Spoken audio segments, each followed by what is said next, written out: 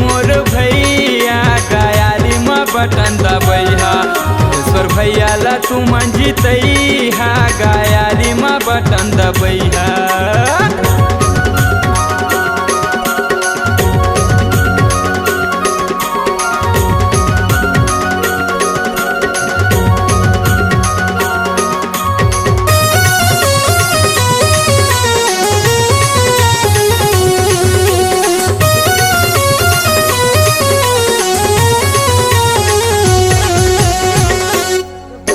तो हवेगा सबके हितवा जिन्हें दुखिया के सेवा करैया गा हमरे तुलेश्वर भैया।